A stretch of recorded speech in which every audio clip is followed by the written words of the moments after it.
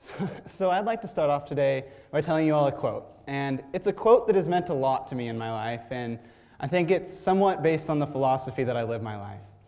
And this quote comes from a basketball coach that I had, and his name was Mombasa. And Mombasa was an eccentric coach, you could say. And at the end of every practice, he liked to tell us a quote and try to inspire us to do something better, to change how we do things, to make ourselves better. And one quote inspired me more than any other, and it goes like this: "You don't have time in life to make all the mistakes, so you have to learn from the mistakes the people around you make." And I think that that's why I'm sitting here today, to teach you some of the mistakes that I made, and to hope that you can learn from them. So with that said, I'd like to play a game. Behind me there are 5 words. I'd like you to try to remember these words without writing them down, without typing them into your smartphone or anything like that. Just take a minute to look at them, and we'll come back to them. And I hope by the end of my talk, they'll make a little bit more sense. So with that said, a year ago, over Labor Day weekend, I sustained a pretty bad concussion. And for the last year of my life, I've been trying to learn how to cope with it, trying to learn how to get better, and trying to figure out what exactly a concussion was. And to really do that, I saw a doctor, and then I saw another doctor, and then I saw another doctor after that. But for me, I like information, and I like to search and find the information for myself. So the first thing I looked at is, what was a concussion?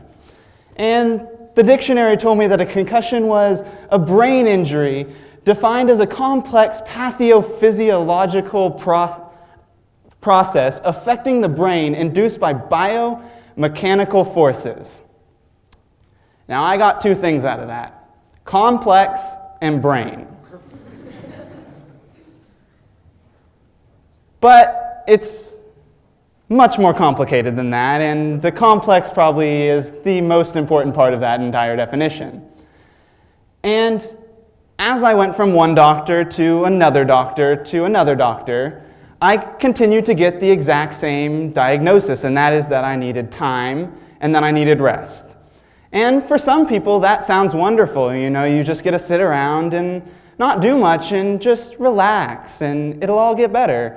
But for me, I'm kind of a person who likes to take as many AP classes as I can because they challenge me, and who likes to continuously play sports year-round because it's fun. And I thought that a concussion was just you sat out from school for a week, maybe 2, and you'd get better. But for me, that wasn't the case. And even today, I still face problems with that. But for me, I had to turn to the statistics because numbers had always been my friend. So the first number,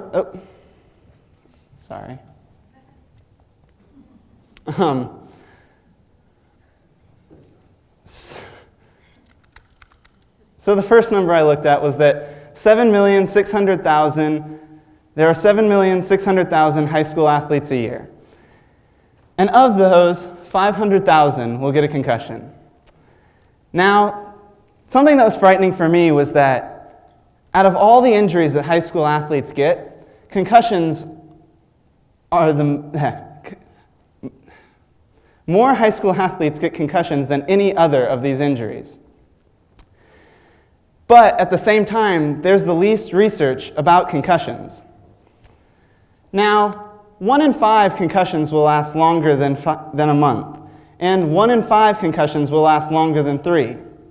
And 1 in 5 of those will last longer than 6 months, and 1 in 5 of those will last longer than a year. And when you do the math, that means 1 in 10,000 will go through what I went through every year. Now, for me, that seems a little bit strange because I personally know 5, maybe 6 people whose concussions have lasted that long, and that's only from maybe San Francisco north to Humboldt County, and that's not most of the United States. I mean, that's not 10% of the United States. So I start to wonder, how accurate can 1 in 5, 1 in 5, 1 in 5 really be? How consistent can these numbers really be? And especially when you look at that there is a lack of research. But it's not so much the numbers that scare me. It's that people don't know what a concussion can cause a person. They think, just like I did, that you have to sit out from sports for a week, maybe 2, and you'll be better. But it's not that simple. People don't know that you're not able to think, you're not able to do your homework, you're not able to focus in class. People just think that it's a sports injury, and you wait a little while and you get better. But probably the hardest part is that people don't realize that when you damage your brain, you damage your emotions too. Because a little known fact is that your emotions are controlled by your brain. And that was the most difficult part for me, was not only could I not function, but I couldn't understand why I couldn't either. And I couldn't cope with it because I didn't know what my emotions were telling me. But it can be changed by spreading the word, just as I am, by, helping someone out when you can tell that they're struggling. And this isn't just relative to concussions. It's when you see someone struggling, and I think that that is what I've gained most from this experience, is that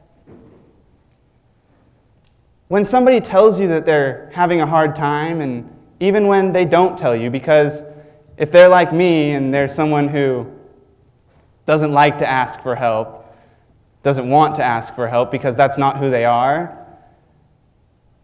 maybe reach a hand out to them. Maybe ask them if you can, because chances are, if you do ask them, they're going to tell you yes. Because sometimes asking for the help is the hardest part. And for me, I think that when I finally started to ask for help, I finally started to get better.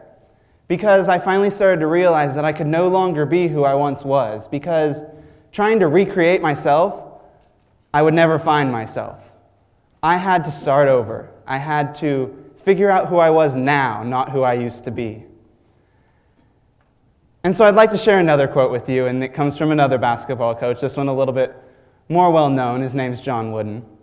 And he said, "Things turn out best for those who make the best of how things turn out." And I think that that's what I've done, is once the concussion happened, there was no turning back for me. I had to make the best of what had happened. And as I sit here today, because they don't quite trust that I could stand and handle these lights, I share with you that it will get better, and it just takes help. So if you meet someone with a concussion, or if it happens to you, don't be afraid. Help them. Ask for help, because it will get better. So now I'd like to go back to my game. I'd like you to maybe whisper to the person next to you, or write down on a little piece of paper in front of you if you really want to challenge yourself, and see how many of those words that you can remember. I'll give you a minute.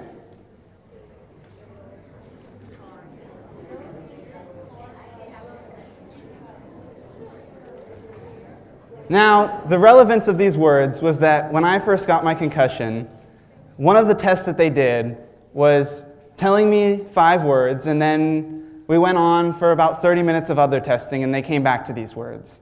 Now for me, bear became chair, and yellow was blue, but I couldn't remember any of these words. So I think what I'm trying to say to you is that this is one of the best tests that we have to tell if someone really has a concussion. So maybe measure yourself and see how you did. Thank you.